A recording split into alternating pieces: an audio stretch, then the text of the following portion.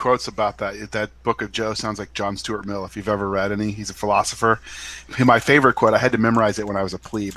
A man who has nothing for which he is willing to fight, nothing which is more important than his own personal safety, is a miserable creature and has no chance of being free unless made and kept so by the extortions of better men than himself. Right?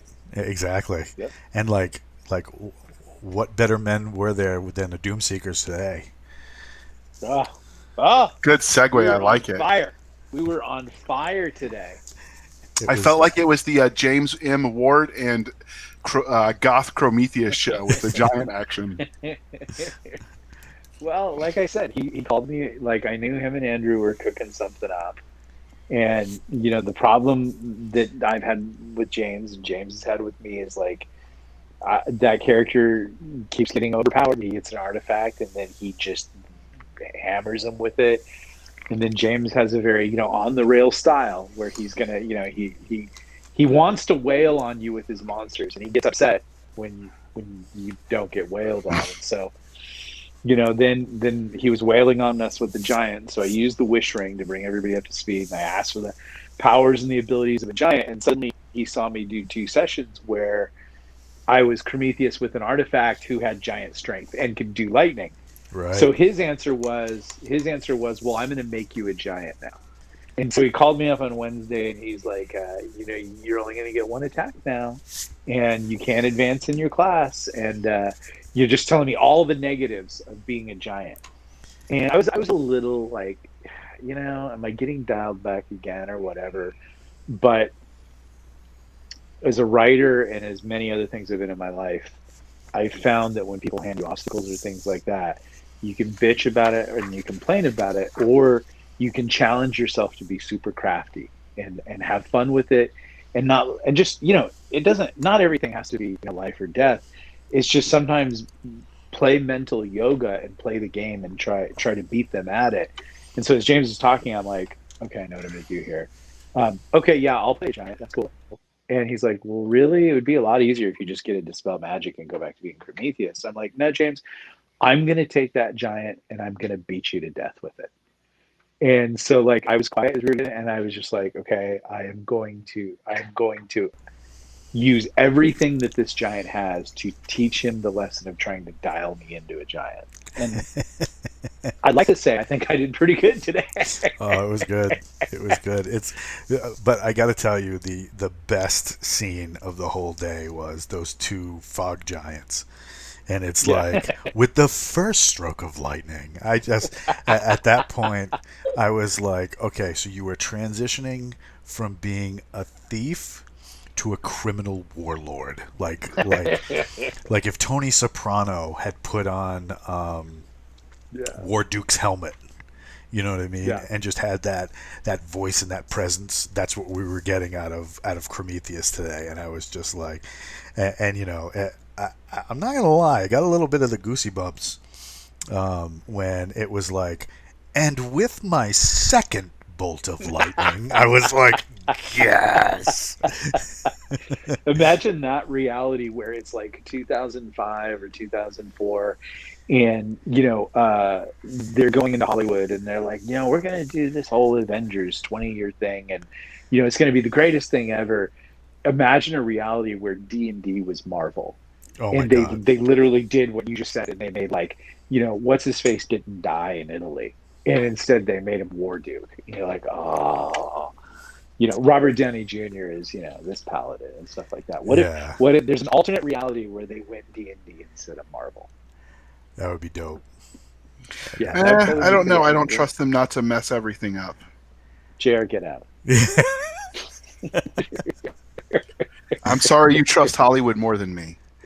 No, I don't. I absolutely, like, right now it's fun watching everybody just be so, giddy for the Mandalorian, like, so, like, like the guy who comes home and she's been with Jody while you're at basic, and Ooh, now you're too back soon. together, yeah, and now you're back together, and that's how everybody is with the Mandalorian. It's all gonna work. She says it was all me and everything, and everybody's just like, no, they'll fuck it up. So yeah, I like when they released their 20, these are the new 20 shows that we're gonna, Baby Yodas, and everything like that. Well, Baby Yoda's was actually pretty good for Mandalorian, but like the other things that they were saying, I saw in there a whole infinite sort of expanded universe of ways that they can jack that franchise up. Oh But yeah. so no, I'm completely as cynical as you. I'm just saying, what if instead of getting the Avenger verse, we would have gotten the D&D verse? Because that's the biggest, since this is a show about D&D, that is the biggest crime of Dungeons and Dragons, is that there really are no good Dungeons and Dragons movies. And what do you call it? You got the chat that's agreeing with you. They're like, it's the mouse. They're going to screw it up. And then Yeah. Mandalorian, it's the plot armor show. He never solves any of his own problems because somebody's always going to constantly come in and save him. Yeah, exactly. Because and that tells you where the final screw up will be, because strong male characters can no longer save themselves. They have to be saved.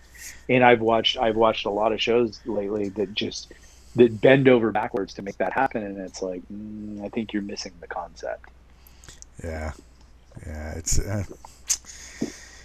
I mean, we need more Shaft. Yeah, exactly. I'm just saying, like, it doesn't matter whether a character is whatever identity you want it to be, but just, let it be a hero. But don't arbitrarily just decide because it's this thing, it can't be a hero. Yeah. Because at the end of the day, even going back to Sopranos, Tony Soprano was a hero. Tony Soprano is a very flawed character and everything like that. But we watch shows and we participate in entertainment and we play D&D to be heroes. And sometimes, all of us, maybe not JR, because I don't think he's had like a broad experience in role-playing gaming. But you did get kicked out of one D&D session, didn't you? Like I did get kicked out of called you a fascist. Yeah. Yeah, because I was in the army, so I must have voted for whoever the RNC guy was. Yeah. Whatever. Well, and you don't want to play in that game where you just get whipped and hit and kicked. You do kind of play to be a hero, and you do play to have fun. And I think that's why I like playing with Walt, because like he puts you in some really tough situations, and he doesn't necessarily guarantee that you're going to win. But when you do win, it feels really good. And you play games to feel good. Yeah.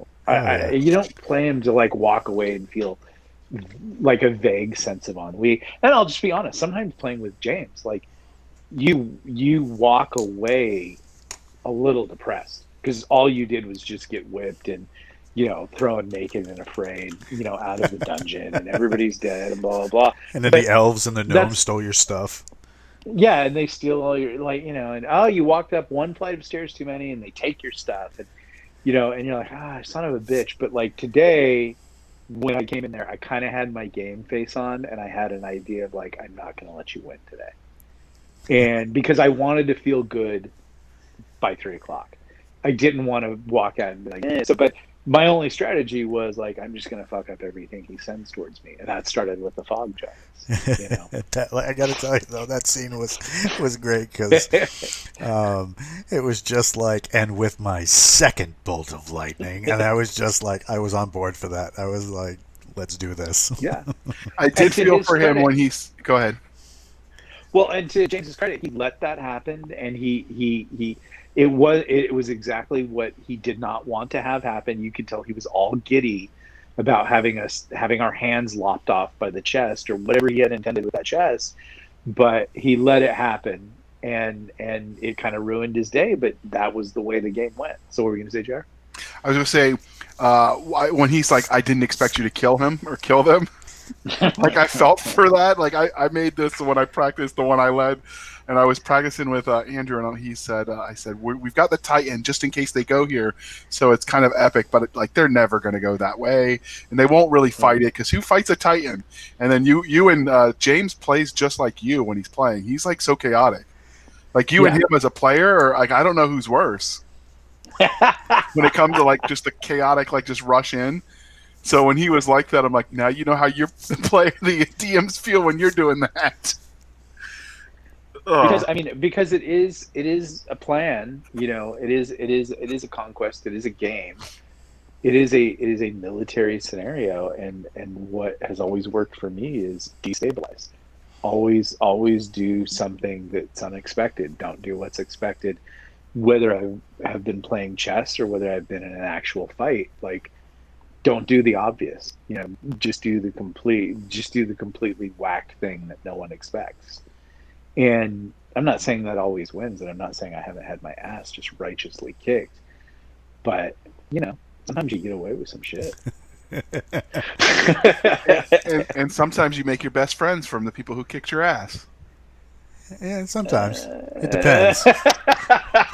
That's been my experience one time in like 8th grade, but like not in bars.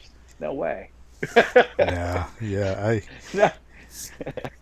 had a little problem when I was enlisted at first. And you always hear the stories. Oh, I got my first Article 15 because I was, I came back to the barracks drunk.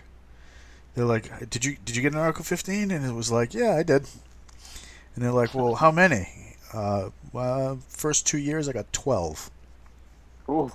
And they were like, what? And I said, yeah, I got 12 Article 15s for fighting.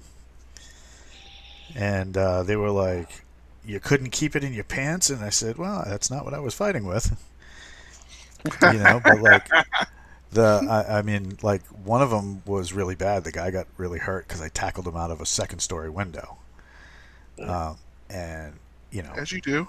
well, I mean, we're trying to get out of there. He's not going to let us. I'm like, fine, I'm going back the other way, and you're coming with me.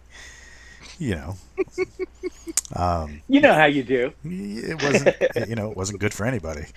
But, the only thing in my head was, my biggest idol at the time was my grandfather. And he had been kicked out of Germany after the war for tackling a German officer through a plate glass window at a bar. And I'm like, well, if he can do it and still stay in the military. Yeah, it didn't go well for me, though. I mean, I had just gotten my E4. And that thing they kicked that right through the floor back to E1.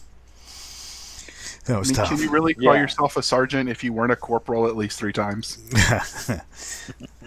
Yeah, I mean, when your boys are all getting their sergeant stripes and stuff like that, and your nickname is still Yo-Yo, it's it's time to rethink your attitude. But I mean, the game today, we had some damn fine instances where it was like, all right, you want to play that way?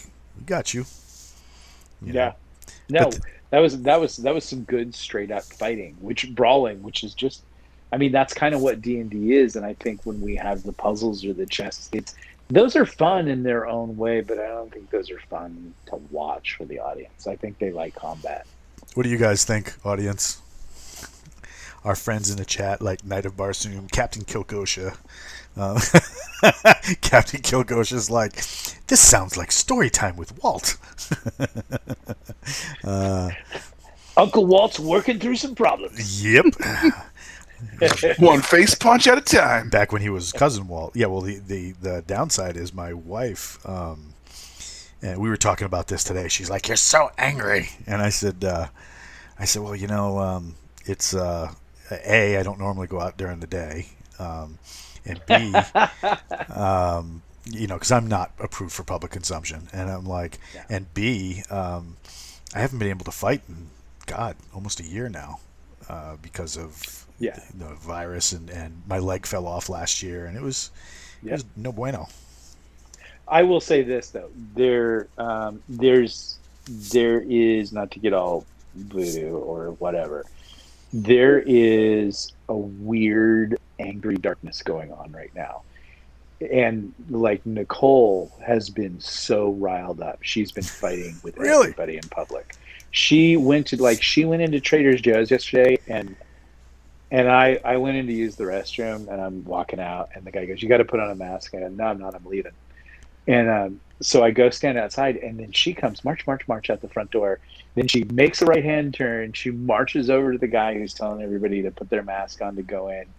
And I hear her screaming, like, you fucking fascist. And she's all up in his face. And I just watch because Nicole can handle herself. But like it's just like everybody is so angry right now. So like, like, yeah, going out right now, like it has not been a pleasant year. And so I Yeah. think everybody's kind of keyed up and stuff like that. And also, every wife says to every husband, "You're so angry." That's like their Uh, default thing. Yeah. yeah. And I told her, I said, you know what would make this all better? And she's like, what? You need to punch somebody's face off? I'm like, no, maybe I need to roll some dice today. And that's what we call the blunt force segue. Yeah, that didn't get the response I was hoping for. Yeah.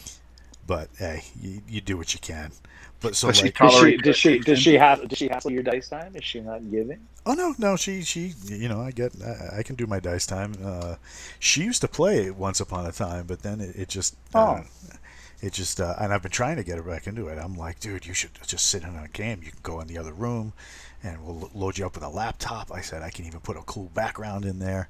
I yeah. said I could make you look like Baby Yoda with a voice changer. That shit would be lit. And she was like, You could do that? of course I can. That's awesome. And she was like, no, no, no. You have fun with your little dice and your little friends. I'm How like, how long have you guys been married? oh God.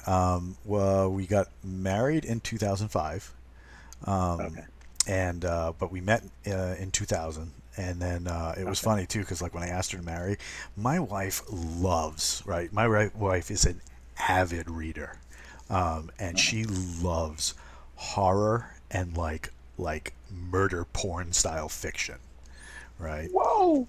Yeah, As you do. yeah, right. So like anything serial killer, blah blah blah. There was a book a couple years ago called Level 26, and it was by the same guy that Yes. did CSI and stuff like that. And he did really cool Yeah. things with his series because inside the book, he was like one of the first guys to do interactive media inside of a novel, where Okay. there were clues in the text where if you deciphered the clues, you could track them online, and it would bring up videos like at like ghost sites, like legit dark websites, Wow. of like the killer that they filmed. And I Oh, was wow. just like, dude, this is intense. This is awesome. Um, yeah, Mrs. Robillard is a murder hobo in disguise. You have no idea, bro. You've never She'll like seen. that Night Stalker documentary if you guys watch that. Oh, really? Oh, we're Yeah, gonna. it's hardcore. It was like there was stuff in there that I was like, "Whoa, that's messed up." Is it on Netflix? Yeah, just Oh, came on. yeah. We'll So if check Walt that out. disappears, we know who to start asking questions to. No, you wouldn't find the body. She's good. But like, yeah. So like when she used to play, when she used to game, she was ferocious. But like, I knew, I knew like I couldn't just what do you call it? Like drop her at at a restaurant and drop to a knee and be like, oh yeah, you have to marry me and blah blah blah. No, I had to set it up like serial killer style.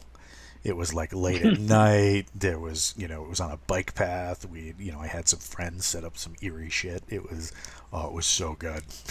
So good. That's nice. I like that. I Yeah, like we, that. we, we drove by there the other day, and she was just like, oh, that's the place where you changed your mind that instead of murdering me, you were going to marry me. I said, it was an M one way or the other. I said, I had to wait to see which way the wind was blowing. So, And you guys have been cooped up for a year, like just like everybody else, but you guys especially because oh yeah. everything's, your leg and stuff like so. I think everything's about to loosen up, and I don't know whether you guys will be able to go out and participate, but I think this spring people are going to lighten up. I mean, I hope. Otherwise, we're going to have a civil war. I don't know, but I know that playing D&D, like I was actually dreading a little bit today after James's call because I was like, I was kind of expecting the worst. There would be another Yeah. poop room and then but then like once he let me wail on the fog giants and that ruined his day, then I started to feel good. And Happy and then by 50th the end, anniversary. Let me ruin your yeah, day. yeah, exactly. So Oh my that God. was fun for me because I'm a sadistic bastard like that. But I like playing D&D and I like combat and I like you should walk away from D&D feeling pretty good. Like you got killed last week, Walt, and you I still loved it. had fun doing it I because loved it. it was fun for you, and I think you're somebody that likes to make new characters and stuff like that, the worst thing you can do is get glued and married to a character, and then you take it seriously when it dies. I already know that, like, the cool thing about the Prometheus character, and especially when people read the 3 novels that are coming out about him, you could kill him in this game. He's still not dead. He's just gone to another MMO. Right. He just respawns someone else.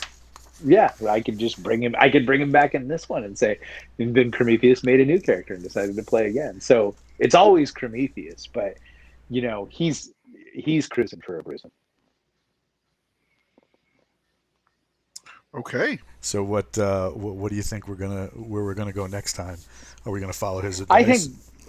I think we need to get into that. I mean, like, that was kind of a thing. I was like, we've cleared this thing 3 times now. And I guess what James would say is, okay, I'll just move to Ogre Magi now, and now I'll move to Trolls. And, like, we have that modern computer gaming mentality of, like, when you clear a room, it's cleared, or you clear a level, it's cleared. And that's just not how James works. So yeah, he said you should be going and doing these other things. And yeah, we should probably hit the main castle now. And we should get into that. We're getting to be pretty good levels. What level is your ranger now that you made today? So eight's still pretty valuable. You need some magic items and weapons, and I think there are some pretty good ones in the castle. And JR is like, I mean, he's a murder tank. So, and Andrew Verda is like, he seemed like a little underpowered today. I don't know why. Like, he wasn't as on fire as he normally is. Probably just tired. The man never sleeps. Between him and Walt, they maybe get 4 hours a day. Not just that. He like, sometimes when we'll adventure with him, he's just rocking everything with his magic.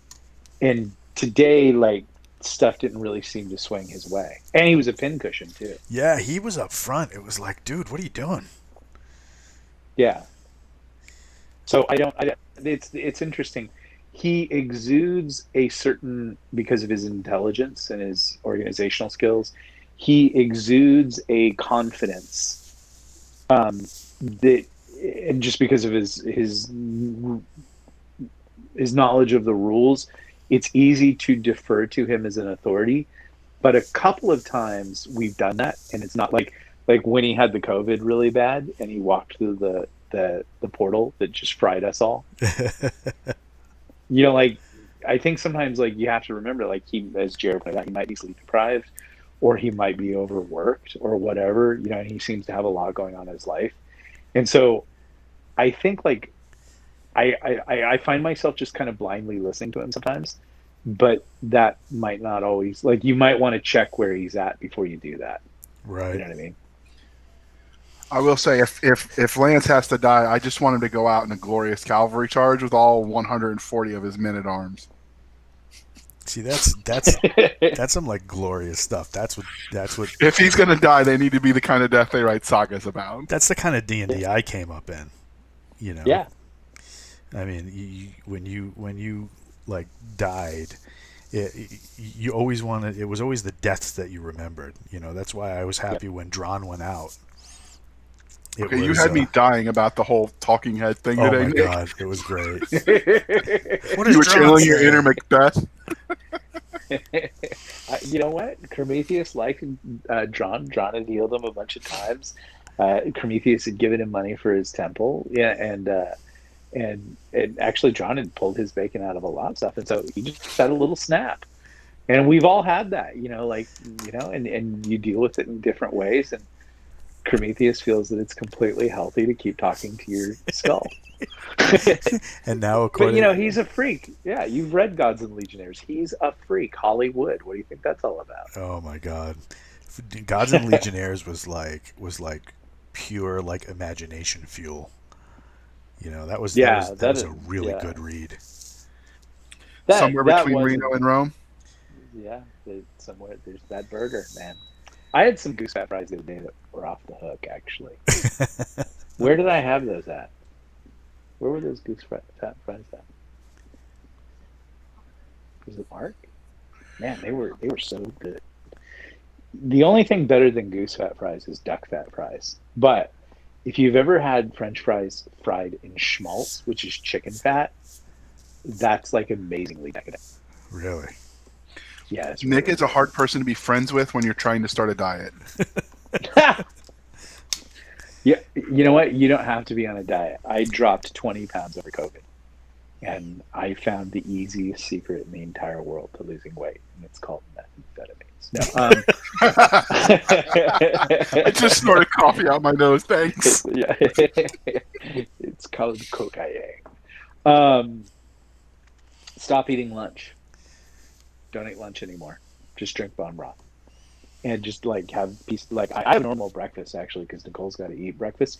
But Doc Spears is who put me on to that. He said to me one time, he goes, food is a myth. He's all like Colonel Kurtz in Apocalypse Now. That's very much him in a lot of ways. He'll tell you these things and then see if you bite. And so I listen to a lot of stuff he says. No, I'll just go do it. And so he's telling me one time, he's like, food is a myth. And I'm like, no, it's not. You need food. He's like, no, no, no. You don't need as much food as you think you do. And I'm like, because, well, what? And he's like, I only eat one meal a day. And I'm like, yeah, and you're freaking crabby, you know. And he goes, no, no, no. Like, and so I followed his thing. We still eat breakfast, but I stopped eating lunch. And like if you do a workout in the morning and you do a workout in the afternoon and you don't eat lunch, a couple of things happen. You drop about a pound a day. Like various, and it comes and goes, and you shouldn't drop it that fast, but it's kind of amazing. But when you get to dinner, there's no more, you're not dieting. You don't need to eat right. You can eat whatever you want, and you can eat a Yeah. lot of it because you're hungry, and also everything tastes better. I don't even like to eat lunch anymore. It's a waste. Like if I end up having to eat lunch, I'm like, today's ruined. But you gotta have a schedule and everything like that, or whatever. But there's just something about peeling off one meal. Like you kind of like at first you're like, oh, this sucks and everything like that. And you just have like a 3 o'clock coffee or whatever time frame coffee or whatever. But he was absolutely right. Like we eat way too much. You don't need to eat that much. And once you kind of like get through the first 10 days of it, you don't miss it. And then after a while, you don't want it anymore. You just want to get to dinner and like then you eat like a madman. I And ate like 3 pieces of prime rib tonight. oh, it's awesome. I'm so jealous.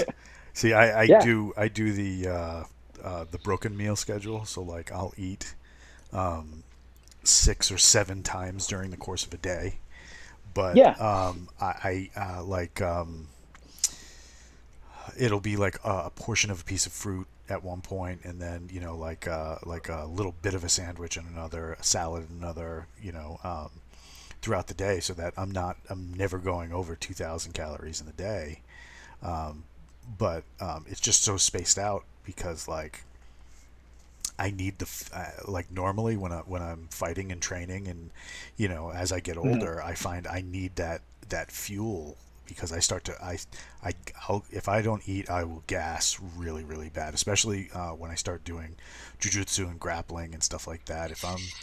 If I'm on the mat and I got my knee in a guy's belly and I'm trying to make a transition, if I got nothing in the tank, I'm somebody's going to mount me inside control and then transition to full, and I'm just going to get choked. And you know, as much as I like to, tap every once in a while, I'll see how far I can push it and be like, no, you ain't taking me out of this, and then that's when it's like, you get up and all of a sudden your stomach is Yeah. like, and you're just like, okay, yeah, I need to go find something quick, You're not yourself when you're hangry. right? I mean, No, this is I can tell that like when I'm really burning fat, like my mind suddenly starts inventing desserts. It's like, it would be really good. Like you're two serial killers thinking up how to like do really weird shit. Like there's a part of your mind that's like, well, I've never considered serial killer. And the hungry part of your mind is like, wouldn't it be cool if we took like a banana and dipped it in peanut butter and then dipped it in chocolate and then dipped it in nuts and then froze it and then wrapped it in a pancake and then you had like a syrup dipping sauce. hell yeah. And your other part of your mind is like, yes, I'd like to do that. And like it's like you suddenly joined like a serial killer cult where you're just thinking up weird perverse shit. Is that how they invented pineapple on pizza? No. Pineapple on pizza, like it's not. It's I don't mind. Whenever my mom comes to town, like I'll go, let's get a pizza, and she'll be like, "Can I have pineapple on it?" And I'm like, son of a bitch. But it's not that bad. It's actually like pineapple and ham on a pizza, especially in Orange County, like at a pizza place down closer to the beach, is pretty good actually. I know, but then I Like if you give put some everyone a Thai hard basil on it, it time. would be even better. Night of Barsoom in the chat is saying no. Pineapple on pizza is straight from hell. No, it's really not. It's just cliche, but it's just different. But like, do I like regular pizza? For sure, Yeah. Yeah. But like I'll eat anything. I'm a human garbage disposal. Oh yeah. Hell yeah. Yeah. Are you Food's that good. weird guy who also thought the MREs tasted good? I did. I really Uh, I lived for chicken a la king, 90s, early like 80s, and corned beef and hash. Those were my Those were two even like worse. I've tried one of those. My uncle was in the army back then, and I remember when they were back back then. dehydrated. then. I mean, I enlisted in '98, but I remember before they had the MREs we had, where it was like the dehydrated, and you had to add the water to Yep. reconstitute it. The Because pork patty was the first one I ever had, and you had to do that, and I didn't add the water, and I was all, "This is awful." yeah, he had me do that too. He's like, no, you don't add water. Just eat it like it is. It tasted like dog food. Yeah, it did taste like it tastes like dog food that had been turned into sawdust. It That's was about right. it was awful. But the corned beef and hash, when you got the mini Tabasco bottle Yeah. and salt, and you just like poured it in there because you were already like you're in leg infantry, you are already constantly like in a salt debt because of the amount of running and marching you do Oh hell to yeah. be to have the honor of being a leg. Um, to have the honor of being a third class citizen. But But would but you then do it the chicken, again? like, yeah, oh yeah, I would do it again, and I probably wouldn't get out this time. Yeah. I mean, we complain about it, but man, I had a lot of fun being a leg. Yeah, legs where it's at. Everybody should have at least, it's fun to be fun. It's fun to be high speed and everything like that. But you meet some real characters in the leg infantry, and it's Oh, real, salt of the earth people. But back to chicken a la king, man. You pour that Tabasco sauce in the chicken a la king. Ooh, baby, game on. I can't do it. I couldn't do it. Everybody But would bust my I chops. felt old when I was writing Forgotten Ruin, and I put chicken a la king in there, and Walt said we haven't had this since like '89. Yeah. It was I'm funny too because all, You got to make it. Go ahead. everybody would bust my chops because I wouldn't eat with our guys. I would always eat with the indigenous peoples wherever we were working. Well, that's how you get good food. And they were like, "Why won't you eat our stuff?" And I'm like, "Because I can either have that wherever that came from, or I can eat what they're eating because I just watched them slaughter that sheep probably yeah, 30 minutes ago." Now, granted, they probably had their way with the sheep, and that's where the secret sauce came from. yeah. But But but your butt still works. yeah, right. So I mean, it was one of those things where you have like lamb kebabs that night. It Oh my was goodness, yes. lamb that they killed that day. It was served with that bread that they made that afternoon over vegetables that they picked that day, and it was like I'm eating stuff that was killed and served today. You're eating something that was freeze dried and pulled out of the same warehouse where the frickin' Ark of the Covenant is sitting. So no, Yeah. But We interacted with those people a lot escorting convoys. So when you're the security element on those missions, you operate with the TCNs because you got to sort of corral them. And if you were nice to them, man, they'd bend over backwards to take care of you. So we ate like kings.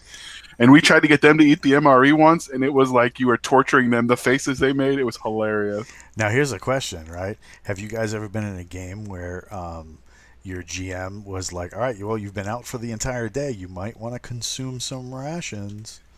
Is that a Oh thing? yeah, Oh yeah, yeah. I had a game like in the like probably 86, 87 at this one game store, and this guy came in, and he was kind of the DM, and there were some older adults kind of playing who were like basically George R. R. Martin knockoffs, and they got very into food, and like I didn't understand like kind of what they were doing at the time, but basically they were turning it into a D&D cozy.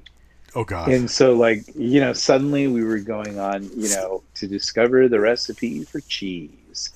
And I like the Red Dragon's cheese, it was a The lot of Red like, and Dragon's they cheese. yeah, and they would have like a lot of these conversations, and like all of us younger guys were like, "This is gay and lame." But like, I look back on it now, and I appreciate their creativity. They were like overripe Ren Fair players, Oh my goodness. and they really just wanted to get into it. Like there were long conversations. We're just all little grommets who want to kill stuff, but they were the adults and it was their game, and and they were letting us play, and we were basically their cannon fodder, because they always wanted to play like, I'm a gnome illusionist, which is a worthless character.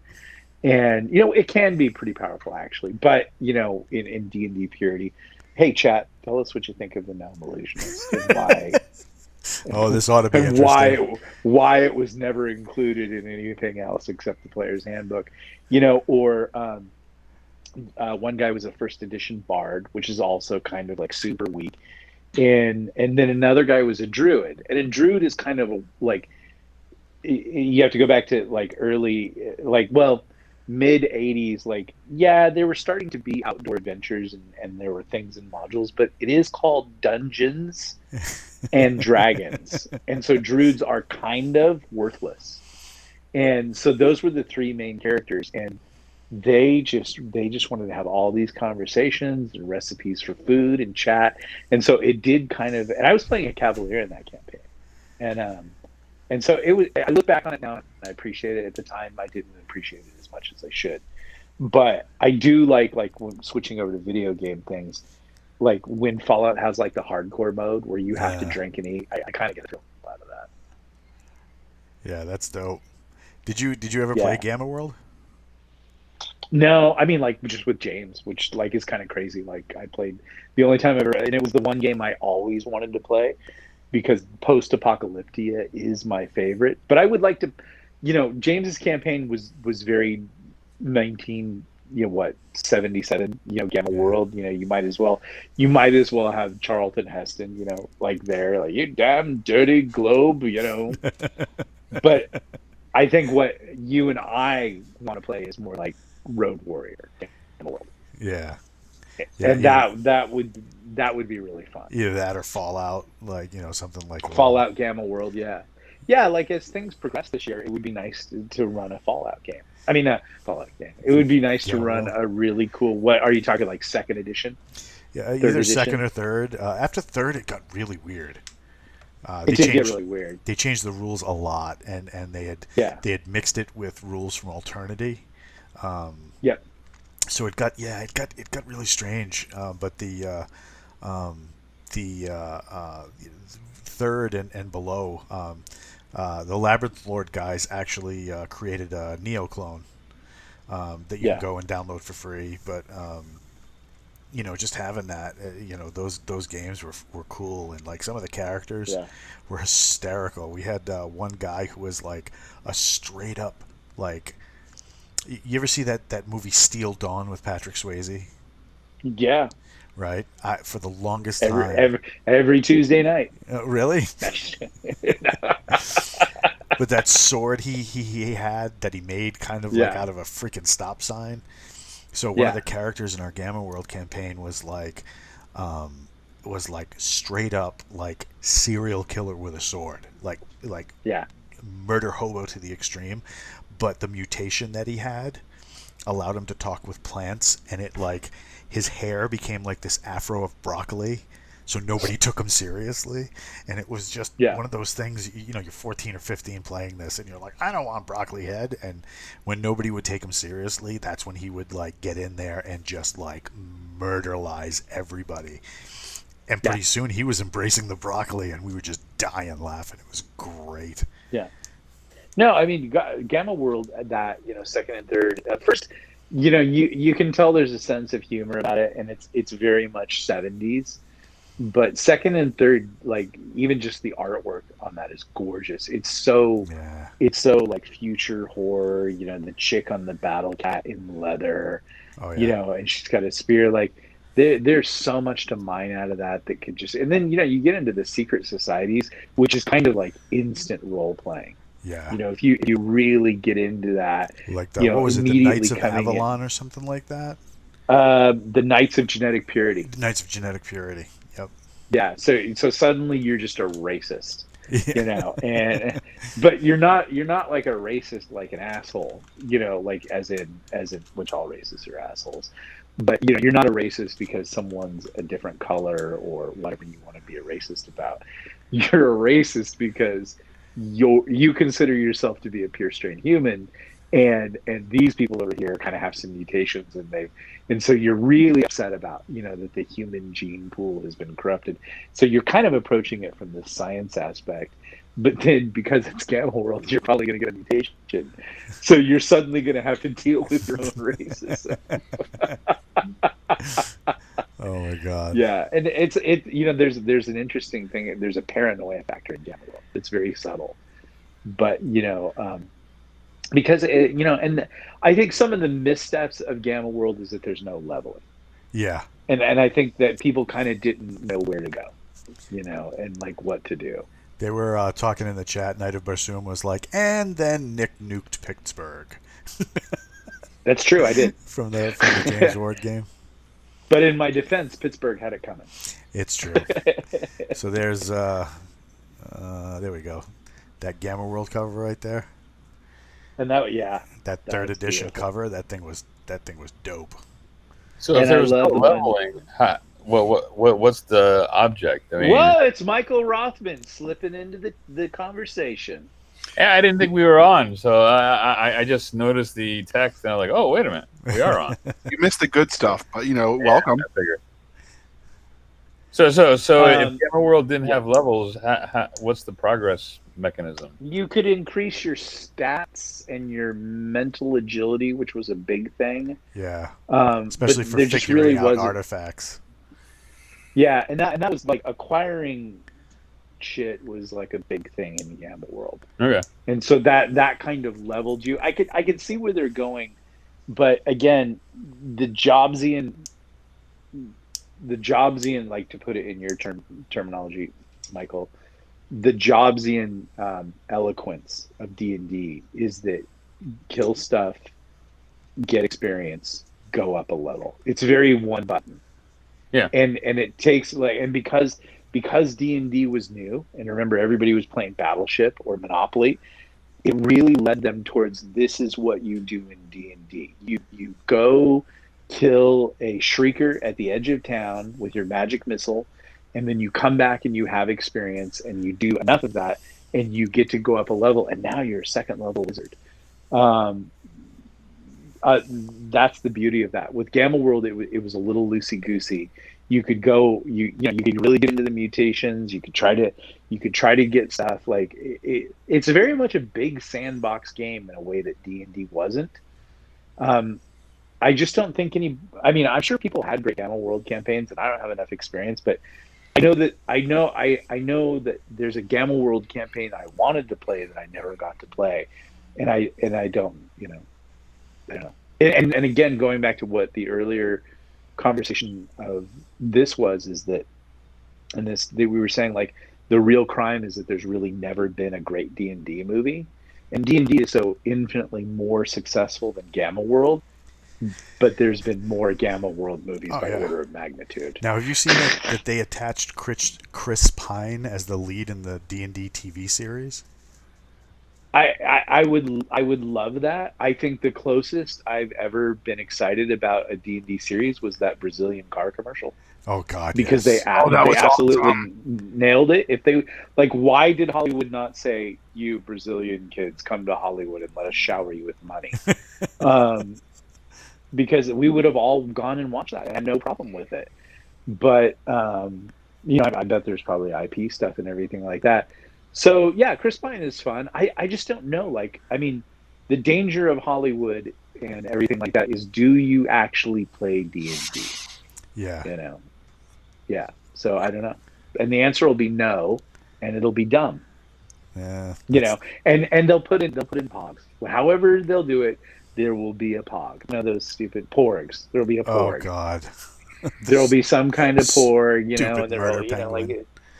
yeah. I mean, like the greatest thing in the world is if they would make D&D. I never watched Game of Thrones, but maybe that's something close to it. But the shudder that I have coming is that Amazon has a hold of Tolkien, Oh, and I know it'll be unwatchable for me. So, but hey, there you go. So, did you play but yeah, the like it would be.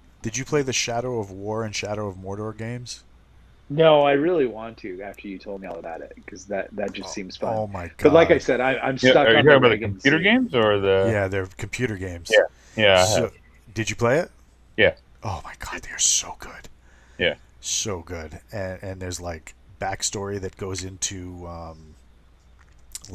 the original trilogy and into bits of the Hobbit, and it's so good and so well done, and like the tragedy of it. And that's the thing, because I mean I really feel like if you're going to read or have a property that includes elements of Middle Earth, you need that sense of tragedy to go along with it, and it just had just the right balance, and you just like, oh my god, this is so good.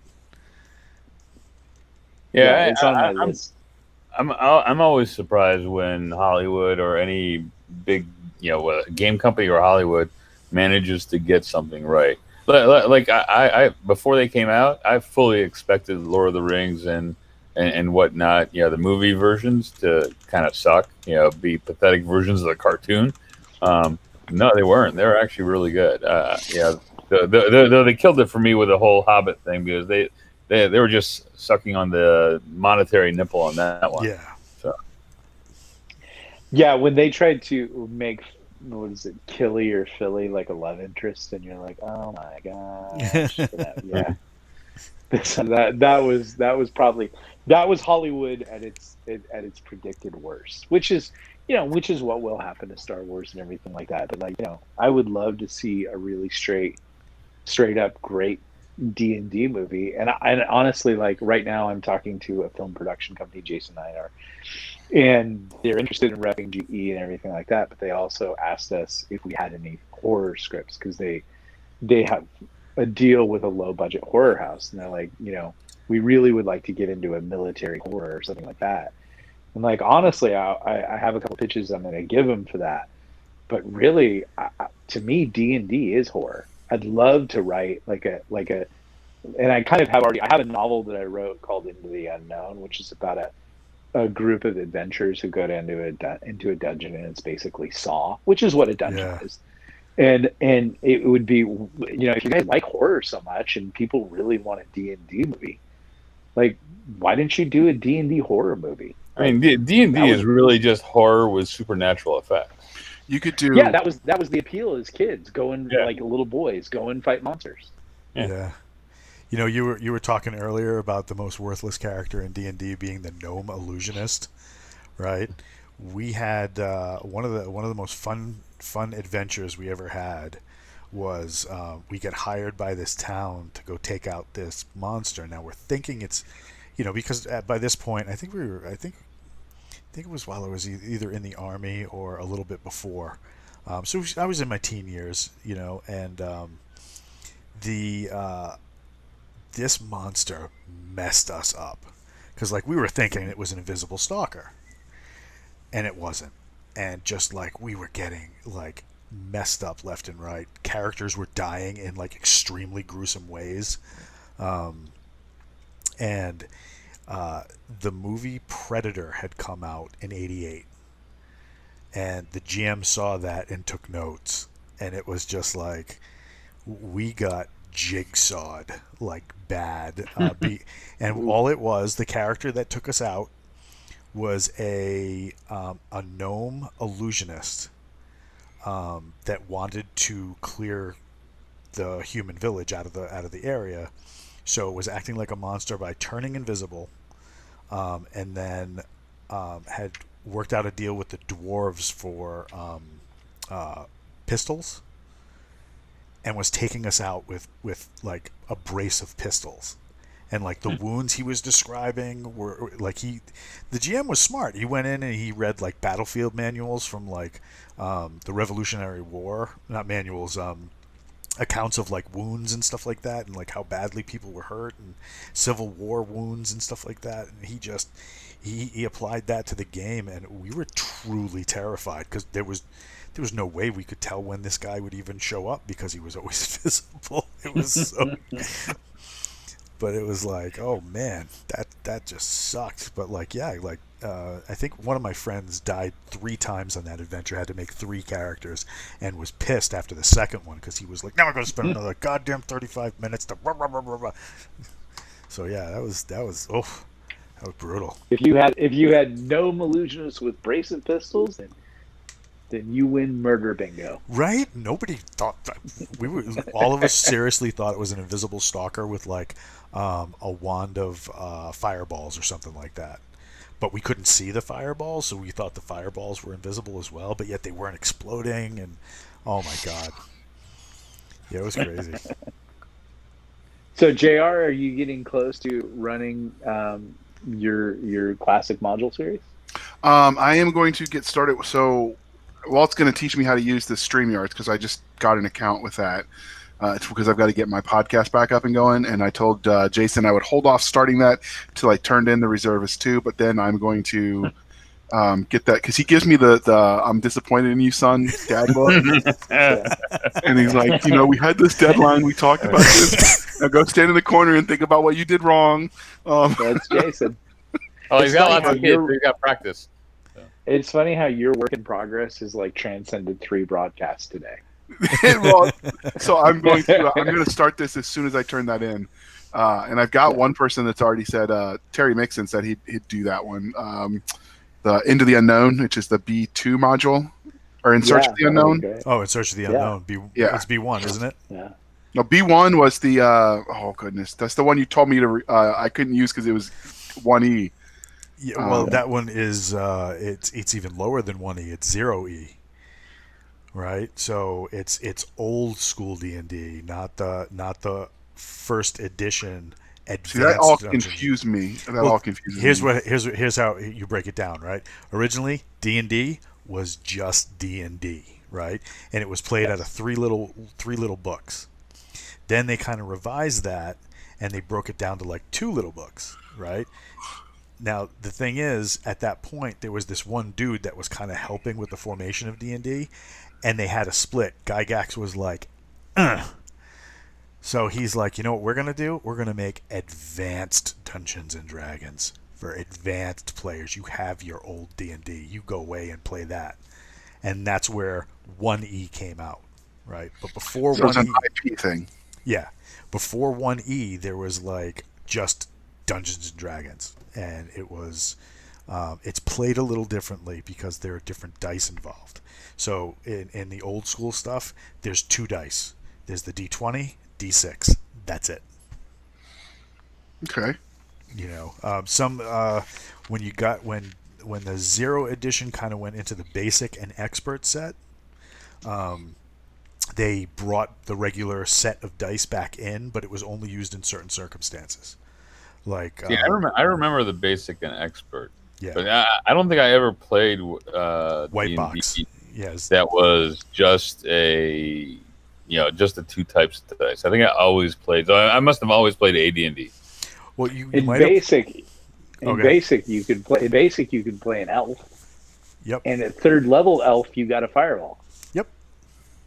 Yeah, that was cool. Yeah, because the basic set, right? So when you went from 0 edition D&D to like regular D&D, when you went from the white box to the red box, right? Red box had that thing where it was like, all right, so your character classes are fighter, magic user,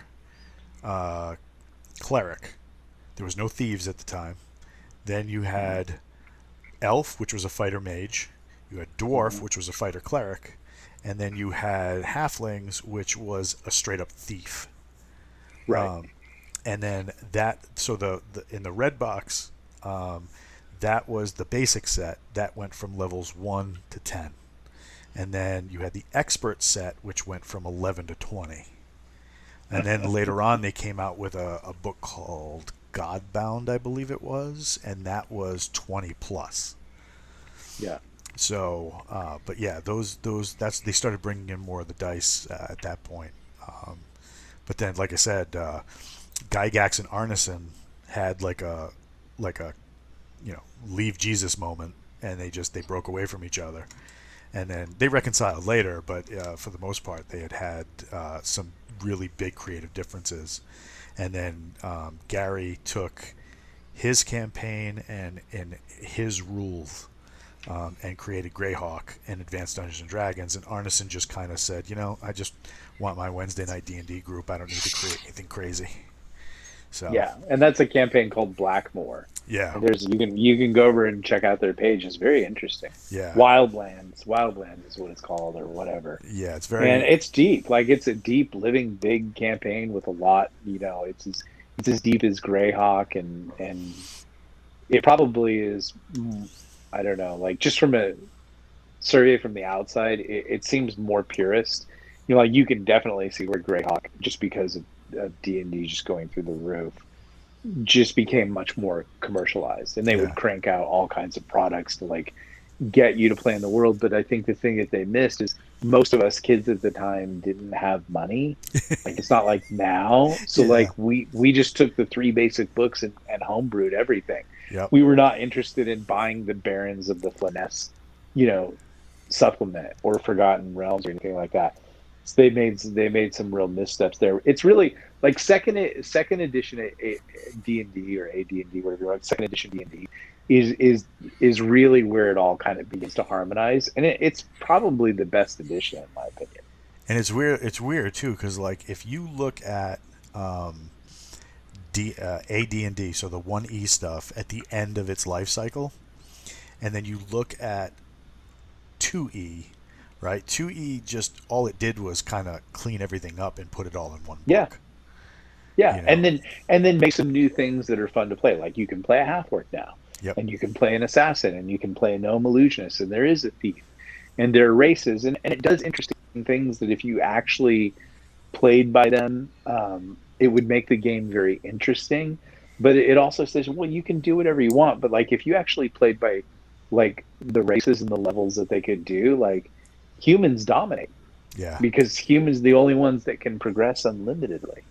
Yep. But it's also a very, like, it would be interesting to play a game where you kind of played it like Tolkien, where, like, not everybody is Gimli and Legolas.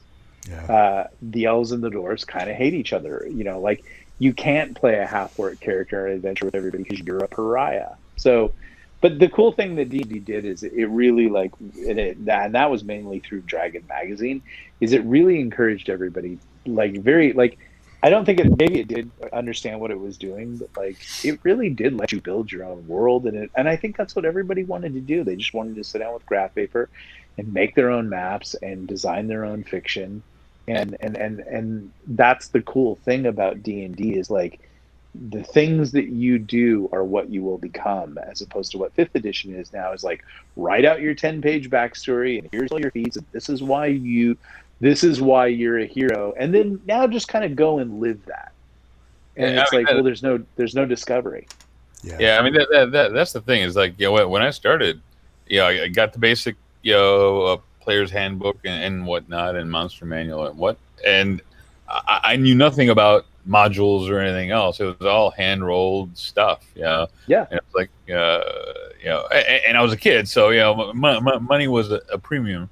So yeah, so the books were enough of an investment, and everything else was hand rolled. So I didn't know anybody who had modules. If you got the monster manual, the player's handbook, and the DM's guide, yep. You like. And when I was a kid, like, only the DMs had the DM's guide. Yeah. You didn't have the DM's guide unless you were going to run.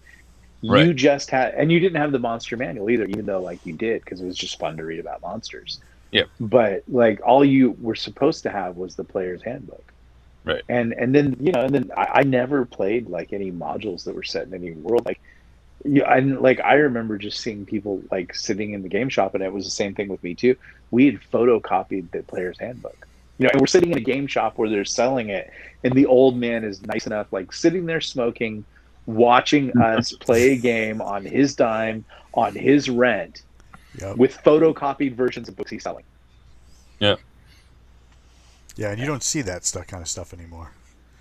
You know? No, because kids aren't like that anymore. Kids have to have everything, and it's all digital. And like, I mean, it's just different and weird. But like, D&D is now a middle aged to older person's hobby, and that's probably where it should be. And it's a lot of fun, and it's an intelligent game. It's not yahooery. But if you get in a good campaign, like I think it's like a small club, like a social club that you could, and I hope that's what we do here. Like you could really build something that's a lot of fun. I Yeah. think we're feeling our way around that now with James, but I sense that as time progresses, we might actually end up maybe doing our own thing, maybe building our own world or whatever. But it's fun to play with James and see what the past is, which is really what this is. And as long as we can, kind of keep him, I don't want to say anything, but like just keep him. Yeah. I was gonna ask, maybe you guys covered it in the first, time that I wasn't here, but I was thinking about the whole, progression deeper into the dungeon.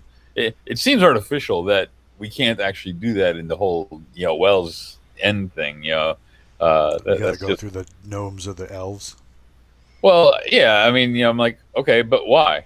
Why does the pool keep reflooding every time, and we have to bail it out every single time we try? Of course, we're not going to make any progress, but that's just an artificial constraint. Yeah. So as a side Yeah, and note, that's in the chat they said that Captain Kilgosha is looking for two things out of our game. Number one, somebody needs to run a gnome necromancer, which that hurts my head, sir. That is effed up. And then he also said Nick should DM a game. Terry Shepard said he was going to DM one, and so did Carlos. That should be fun. Yeah. It's funny when you said gnome necromancer, I was like Terry Mixon. He was Because, something weird like that. Yeah, Those he airtights.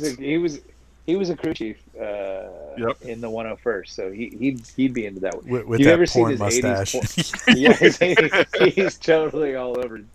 Gnome necromancer. He would not balk at that. So, but I thought Dakota Kraut's gnome was pretty funny. Oh my God, he was hysterical. I don't know if he hilarious. accomplished anything, but he was certainly throwing out some funny shit. Yeah, he was just diabolical. I wanna run something. I'm kind of fooling around with an idea. I got to get through a couple of books here, otherwise Jason will be mad. But I do kind of have this idea I want to do. I talked with Walt about it a little bit, and I think it would be a lot of fun. So we'll see. But yeah, that the campaign tower, you were talking. yeah, that'd be fun. That'd be dope. And like I said today, like no, in my world, like I want to play with critical fumbles and critical hits. I think those are hilarious. Yeah, those critical hit tables are hysterical. Yeah, it's You swing too hard and stab yourself in the balls. Well, there's like, you Yeah. cut your throat, you cut your vocal cords, you kneecap yourself, -2 dexterity, but then you can also get some game changing hits. But oh man, it makes 20s, and it makes 20s like the high of like premium grade drugs, and it makes one like the hangover pit in your stomach after the worst drinking binge. Like you see that one on the table and you seriously consider cheating. There was a game that we used to play all the time that was that had critical hits. But it was a percentile type game. But every time this one a thing would come up, you'd squeeze the trigger and roll your dice, and there's the thing, and you see the result, and it's like, oh, it's going to be a critical. It's going to be a critical, and then they roll on the table, and it's you'd hear the number, and after a while, you start kind of gauging where certain things fall on the table, and you'd get that like 67 result, and everybody would get ready, and like the GM would say, the rounds pierce the skull, pierce the front of the mandible, getting trapped in the back of the skull, liquefying the brain, and turning the head molten as you're. And then everybody would yell out, "Eyes burst like superheated eggs," which was the end of the description. And we'd all yell it because we all knew it was coming, and it was hysterical. Yeah, and it was like, I think Palladium had a really super brutal critical hit system that was like very graphic. Does anybody have like percentile dice right now? Because I just looked up the article, and remember I they had I always have critical them. hit. They're on the internet. Yeah. I Yeah, got you. roll a dice. All right, I got you right here. So you want a And remember, they percentage, had right? the edged weapons table, they had the blunt weapons So table, I they got had you. versus animals. What'd you got? 66 on mine. Okay, 66 on the edge. On edged weapons is helm removed, lose ear, stunned 1 to 6 rounds. And I got Okay, a 0 32. 8. You got a 0-8. See, like that's when you just got double damage. 0-1 to 31, double damage. Yeah. What So else do we what's have? Give me another 32? one. That's what I got. 32 now you got 32 to 62 triple damage. And that could be brutal. That you know how brutal that is at first level? Make a new character. Yep. Give me another dice rock then. But it was funny too because you have like some of these debilitating injuries, and if you didn't have a Yeah. cleric with you that was high 26. enough level, what is Yeah. it? 26 on mine. Double damage. 26. Yeah, that's still going to be double damage. But if we were over on blunt weapons, 69 through 70, shield arm struck, no shield defense for 1 to 6 rounds. Shield arm broken, lose shield. Weapon arm struck, hit probability -2. You could lose 81 to 82. Hand struck, dexterity down 1 to 5 points. Roll some percentile dice. I'll do critical hits versus 73. animals. 73. Oh, that's bad. Decapitated. 73, 74, decapitated. you just cut off but like imagine if you were fighting an animal and it was wailing on you. And like it just changes the combat right there. Okay, well, give me another double, and that will do fumble effects, charts all weapon. 94.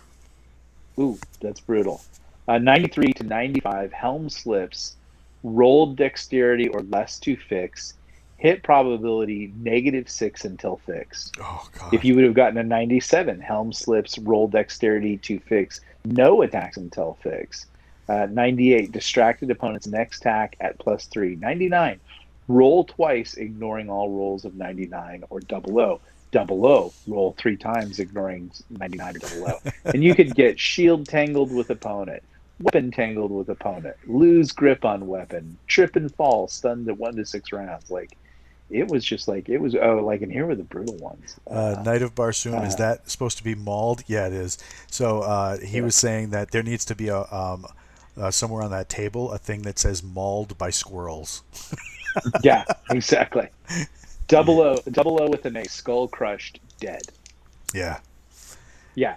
99, skull crushed, dead, no effect if helmed. And now like Terry Schapper is like, I want my hair to flow and I don't care about helm. Yeah, because the helm never gives you any AC in original D&D. Yep. But you start playing with this table and you get mashed in the head by a mace and someone rolls a 99. Jeez. Head struck 98, lose 2 to 12 points of intelligence. Yeah. Yeah, and that's the thing too, that somebody doesn't, that a lot of people don't realize. It's like, oh, I want to on the critical hit table, and it's like, all right, well, that goes both ways, right? The monsters get to use that too. Yeah, exactly. Oh, 2 to 12 points. Oh, sorry, you're not a magic user anymore. Yep. Well, what are you? You're a really weak fighter. Yeah. With a I want to stick. make a new character. Yeah, no. And then here's one: shield arm removed at wrist. Oh. Shield arm removed at elbow. Shield arm removed at shoulder. They were brutal. Yeah, you gotta send me that. Like I gotta said, send me that. That what do you call it? That list. Oh, awesome. I'll send it to you right now. But yeah. like I said, like you see that come up, copy. You see that come up, and you see that one come up as you're rolling and you're playing that kind of game. Jeez, oh geez. Yeah, we had the what do you call it? Do I still have it? Back in the day, we had a similar table, but it needed a particular type of die. So let's see if I have it still. I thought I did. Two-sided die. Yep, there we go. So this is my 30-sided die. Oh, nice. Yes. Yeah. Yeah. But on that table, like think how interesting your character just became if one of his eyes was taken out. Or his Like, ear. yeah, Yeah, or his ear. Like, I mean, like Call him that's Picasso. the difference between that era of D&D, which is, deeds not words. Like, and Yeah. it's the same thing that, when you go into OCS and they say, the thing you will be, you are now becoming. And the difference of like kind of SJW millennial culture now, which is, I want to just invent myself and tell you what I am, and then that's what I am. Yeah. And you just want to say, like, I get that. I totally understand that. But that's no fun, because there's no adventure in that. There's no half the fun of dice, whether it's like gambling in an alley, like Chicago the musical, or playing dice with your friends is the terror of the rolls, but also the thrill of it. Yeah. That's how you get the Skyrim line. I used to be an adventurer, but I So I took an took an arrow arrow to in the the knee. knee. Yeah, exactly. Oh my god. Exactly. That's So, good. and I have a question for you guys, since you guys have been around the bush, so to speak, with gaming. So when you look at yo, hey, phrasing, so when you look at the adventure, like there is not a lot of content out there on people playing the actual starter modules. And when you look at all of the campaigns, it always seems like everyone just, oh, you're starting in a bar, right? So what's a good way you guys think that you remember the most that you started a campaign that wasn't a bar? Go for it. yeah, that is interesting. Yeah, like it always, like I remember, like I was taught to play D&D by what everybody in that time, your cousin, and it was, you're in a bar and there's a wizard, and it's pretty cool. Um, I think if you run Keep on the Borderlands, which I think is a really great starting module for you. I don't know about Into the Unknown, because you're going to need to populate that, Yeah. but just playing Keep on the Borderlands is great because it gives you a base, and it gives you like some caves to go into it. And those caves are really interesting. Like So, there's a whole story there that's so really like I this. bought Yeah. B1 and B2 modules from our Drive Yeah. Through RPG, but I didn't check with Walt first because he was busy, and I know the man needs to sleep sometimes. So I'm like, I got Yeah. this. It says compatible with 2E. So I bought it, and Walt's like, yeah, that means you actually have to convert it. Yeah. So I was It's but it's easy. Like it's not that hard to Well, no, convert. the one Like he it's bought was original oh, D&D, and oh, it said that okay. if you want to, you can run it for a D&D 1E, but you had to Yeah. do all the conversions. Yeah. And it's still not that hard. Like, and I wouldn't even do it. I would just fudge it as, I mean, maybe I'm not speaking clearly, but like the monsters in there have hit points and AC. Yeah. That's easy. But the cool thing about B1 is it gives you, I would make the adventures coming up the road to the keep, which is how it starts. And it describes the keep, and you go in, and they can choose to what they want to do. There's an evil cleric in there that's masquerading as somebody he's not supposed to be, and you have the opportunity to interact with him or not interact with him. There are people in there that like feed you rumors and like, hey, my sister's lost in the caves. Will you go get her? And then but there's also like there's the crazy hermit that you could go get. There's the lizardman that you could go whale on, and then ultimately you go out to the caves, and there's different caves. There's the kobold cave, there's the goblin cave, there's the orc cave, and there's the minotaur cave. Yeah. So I'm curious nowadays people who play D&D. I mean, do they always base it off of a module? I mean, do the majority of people do that, or do they roll their own? Because I just think about what I used to do as a kid, and when I think about it, it's sort of instinctual as how I do, book. I think any of us do books. You start in some action scene, and that starts your campaign. It's like, oh shit, dragons came, assaulted our village. We need to come up, and kidnap the princess or whatever, and we need to roust up some adventurers to go hunt down the princess. Something stupid like that. So, I mean, do people do roll their own mostly, or actually I start think off? they can, but like you have to remember, like we're all adults now, so it's not like everybody has the time in the world to sit down and write out Right. a module and balance it and everything like that. But I would say to anybody, like, you should play through like the first basic modules and get a feel for that, because those were pretty well designed and pretty balanced, and they like, I mean, they're just easy to get going. They do the work for you, Right. and they also kind of teach you how to make a module. You know? Right. I think.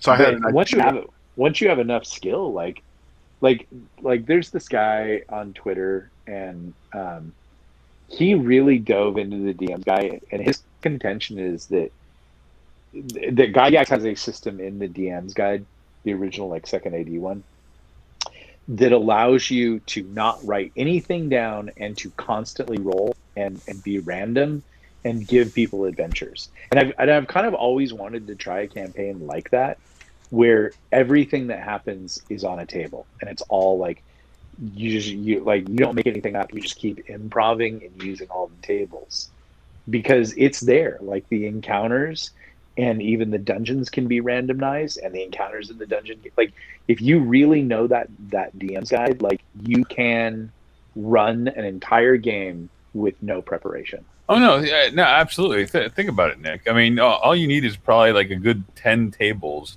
that, you know, it's like, okay, you're about to move into the next step. As a DM, you're going to roll and see, are you going to encounter anything? Maybe no, maybe yes. Yeah. I mean, no, that's how it is. Like, and this guy's contention is that it's all there in the DM's guide. Like, even in the direction of the corridors, what kind of door there is, what kind of monster there is, what the treasure will be. Like, you can just do it like that. Yeah. Yep. And then you go in and use the rogues gallery for NPCs, and you're, I mean, like if you really wanted to, I mean, that would be just incredibly interesting to see. That's what I liked about Diablo 2.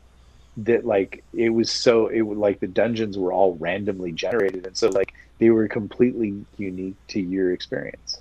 I mean, the funny thing is that, you know, I mean, it's funny that you mentioned that specific, you know, methodology, because that's actually, I would always pre-plan, like when I was doing, I was always the DM, you know, when I was playing as a kid.